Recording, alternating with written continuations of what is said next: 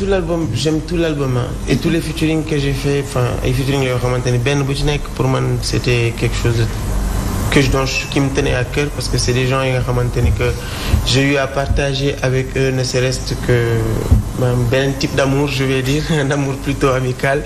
Donc c'est ça en fait je tenais à faire ces featuring avec ces gens-là comme ku ci mel ni H2Bes ku ci mel ni Kialoum ku ci mel ni Ngaaka Blindé non Ngaaka on n'a pas finalement fait le c'était prévu on devait faire une chanson pour l'album mais finalement ça c'est pas fait avec le temps était trop court pour pouvoir faire cela.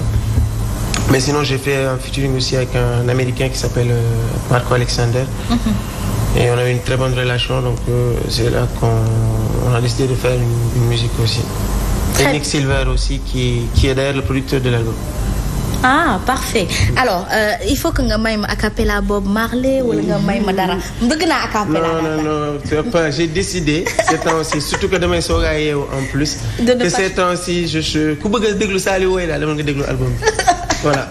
Très bien. Alors oui, en général, les artistes à cette heure-ci, ils nous disent on vient de se réveiller. C'est dû à quoi? Bah c'est dû à ce que tu sais la musique surtout nous les chanteurs ñun suñu instrument suñu baat la. Un guitariste tey boo ko invité woon balaa muy way il faut que mu accorde guitare. Et l'instrument bi ñu am ñun mooy suñu baat on peut pas se permettre de ñu yee la rek comme ça rek ne la wayal rek nga way. Parce que il a besoin d'être réveillé c'est des muscles hein. C'est des muscles la ay tendons la. Mais yaa ngi wax ku mën a wax mën a way quelque part non? C'est différent. bu doon loolu la. Non man mën naa malayka nakupenda malayka. Pourtant je suis enrhumée je tousse depuis tout à l'heure hein il faut me donner mon a cappella quand même Saliou Jam. Donc c'est pas un over. maa ko leb. yaa ko leb. maa ko leb. Très bien alors on revient un peu bu fekkee ni clip yi pare na tonton Maba vraiment ñu découvrir ko en image on va voir un peu que ce soit image artistique bi nga xamante ni moom concentration boobu la def ci clip am yi ñu mën ko découvrir bu ko defee ñu woyal waxtaan wi.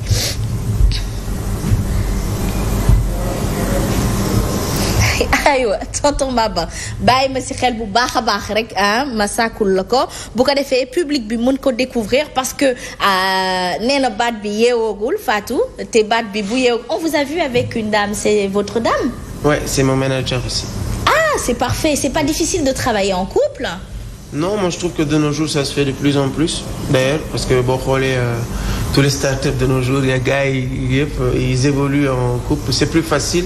Je trouve que c'est pas difficile c'est au contraire c'est plus même facile je vais dire parce que s'il y a une entente dans le couple et qu'on arrive à faire la part des choses pour moi c'est day dox. Du fiir. xam nga li ñuy wax win-win c'est gagnant-gagnant déjà.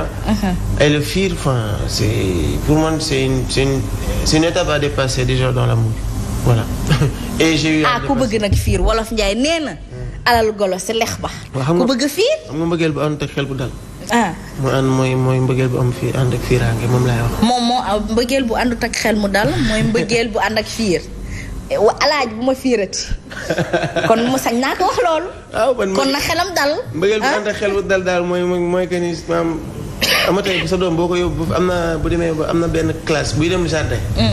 da nga koy jàpp ci loxoom surtout di ko yóbbu école. pourquoi ndax ngay bañ oto yi fiir ko. buy jéggi tali bi. mais am na benn classe boo xam ne fa tollee buy dem jàngi moom kese ngay bàyyi mu dem. Pourquoi parce que tu lui fais confiance et tu sais que day dem jàngi ñibbisi. Ah d'accord. C'est ça. Donc fondement yi boo ko déroulé ba mu dëgër. et classe la rek pour man. Très bien. On peut faire 10 ans sans pour autant sauter de classe. Mais on oublie les classes là, tu vois. Comme on dit. La confiance. Si la confiance est là, c'est que je comprends pourquoi c'est un joli cœur. Mais Coach Moussa, es-tu un joli cœur? Je pense. Je pense. J'essaye et je pense. Non, il faut en être sûr d'être un joli cœur. Sais-tu aimer? Bah mais j'aime man damay bëgg ba moo tax mënuma bëggantu su ma bëggee rek jeex na. Qu'est-ce qui nous le prouve? soo ma bàyyee damay gaañu rek. Qu'est-ce qui nous le prouve? Wool madame kon nga laaj ko. C'est un passionné? L'amour passionnel c'est destructeur. waaw parce que xam nga bëgg warul am demi-mesure mais nag ci liñ lay jàngal dañ naan la booy bëgg na nga denc tuuti parce que buñ la bàyyee ëllëg moo tax. booy bëgg ndànk booy bàyyi bañal ndànk. parce que aller retour mën na am. dafa jar a bàyyi. Sais-tu aimer Fatou? Es-tu une jolie cœur? Bien sûr. Ah oui? Tu es amoureuse? ah oui bien sûr. ah oui. bien sûr waaw jarul nga may piis di ma napp lan la. waxul oui de dégg nga waxul oui waxul waaw. bien sûr of course. c'est ce qu'on dit non Amélie of course. of course. mais maman tu veux m'étrangler avec ça. boole ceeb di naan café. mais avec modération nag. modération amati. mais vous avez vu comment elle m'a dit bien parce qu'à tout moment moom ça peut capoter quoi. Et là faut être pessimiste on doit être pessimiste en amour. alors la base pour moi d'un couple man c'est une opinion personnelle man pour man c'est-à-dire que sama soxna ma ak moom on est ensemble depuis ça va faire 5 ans qu'on est ensemble. juróomi at bëri na macha allah. pendant 5 ans comme tous les couples dañuy xuloo on se prend la tête pour des détails mais jamais au plus grand jamais on s'est dit c'est fini. man même bu ñu xuloowee bay xeex bay kii je me souviens un jour ma wax benn wax fa benn wax moo ko mos a wax dañoo mos a xuloo ma ne ko bu ñu commencé nii de mag yow on va galérer toute notre vie. xam nga ki la wax loolu xalaatul bàyyante. ki ngay xulool mu naan la mag yow bu ñu naree continuer nii di xuloo mag yow suñu àdduna yëpp dafa nar a metti. waaw xuloo mag yow bu ñu naree xuloo dañuy bàyyante. wala du ñu yàgg. wala léegi mu jeex. tu vois pour man c'est des mots yi nga xamante ni que c'est à sortir ci dictionnaire d'amour. pour man waaw avant ñu commencé docteur Lo ngay am fii dootul joli kër de docteur Lo. après ñu doxal maanaam pikk ak peel comme suñu maamee suñu papa yeeg suñu yaay ni ñu ko daan waxee. ci jamono amatul. ku daan sëy da nga daan wax naan mag yow pikk ak peel la. bu ñuy reyante sax dañuy gas ka am bu suulante.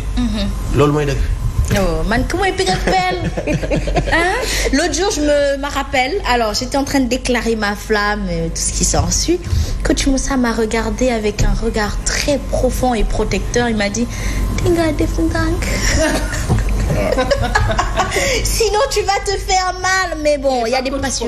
Attention donc il n'est pas coach seulement sur le plan physique mais aussi coach voilà développement personnel. Exactement parce qu'en plus ñaar yëpp ça va de pair. Ça va de pair mais comment je sais que je t'ai coach s'il fait le malin là tu viens tu le tabasses. Ça sert à ça non tel n'est pas le cas du ma la bàyyi mu lay souffrir loo aussi. bu ma souffrir loo rek xoolal li ma sut bëriwul. di la mettre en garde da nga koy mettre en garde ne ko tamit da nga ko dénk xam nga dénkaane la. da nga koy ñëw poñe yëkkati ko nii. non la première des choses mu jàpp ne ne bu doon rakkam bu jigéen la rek wala jigéenam la rek.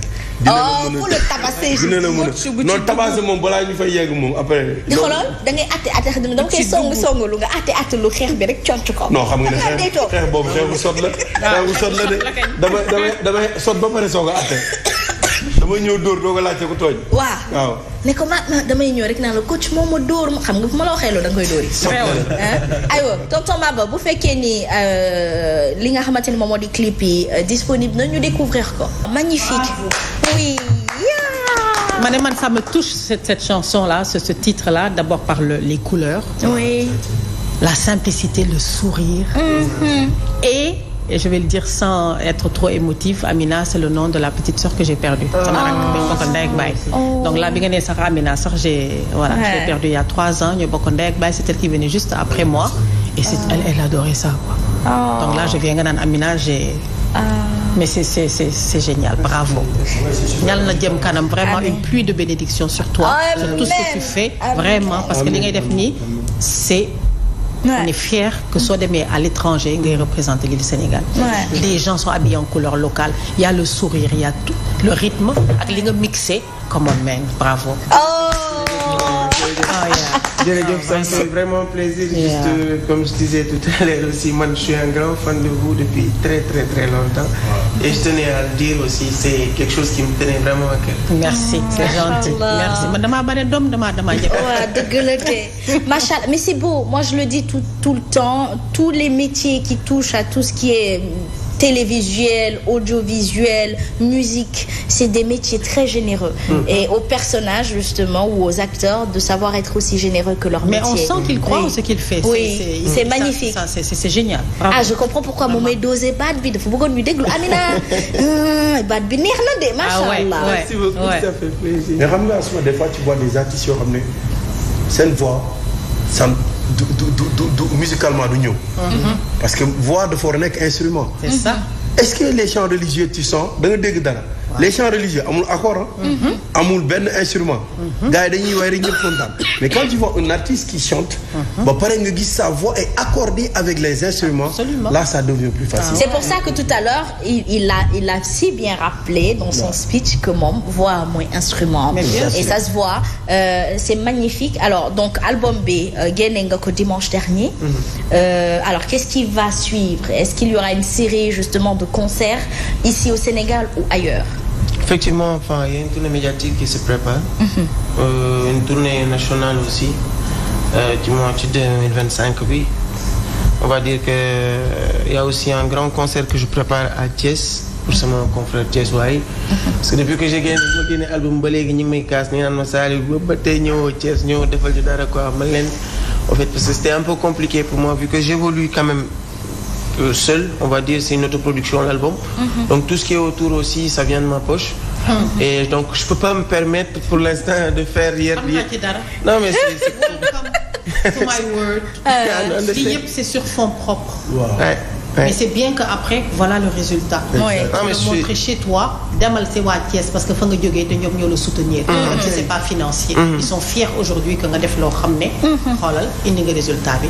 C'est sur fonds propres. Après nag nga dem nag international. Parce que lii ça passe partout. Ah ça c'est le conseil d'une maman. On retrouve un peu, vous voyez les personnages interprétés. On retrouve un peu. Non parce que Maj sama doom bu ngi chercher l'artiste comme toi maa ngi ko doon wax léegi nii. noonu laay koy coacher. Il faisait que le rap xam nga au début ma ne ko hey def ci français def ci wolof. Et là il est en train de feature avec des artistes africains, des artistes sénégalais et il est là en train de faire l'afrobeat. C'est ça qui marche dañuy wax tamit affaire commerciale. C'est ça qui passe, c'est international. Et là tu l'as très bien fait. Xoolal sa clip bi, regarde les couleurs. Regarde le cadre. Des fois loo xam ne c'est trop là pour le village. Tu as fait un truc dans un endroit huppé. De là mel la fii fan la. Nga ne ma Dakar la fii point mel la come on man super. Bravo. On a essayé mais comme je disais c'est pas un truc fascinant c'est d'aller sur fond propre. Moi par exemple si je vais dire un truc qui va il y en a qui le savent mais il y en a d'autres qui le savent pas. Moi ça va faire 15 ans que je chante. Ah oui, mine de rien. J'ai commencé mes premières scènes c'était en 2010 et j'étais très très très jeune. Et depuis 2010 maa ngi way mais disons que Amina Yo c'est mon premier clip et je l'ai sorti en avril là. Wow. Donc j'ai fait on va dire 15 ans de musique pour sortir un produit. Pourquoi? Parce que c'était pas parce que talent bi nekk fi woon wala parewuma woon. Parce que pendant tout ce temps-là j'ai eu à faire pas mal de j'ai fait même des premières parties de Youssou Ndour alors que j'avais pas un single.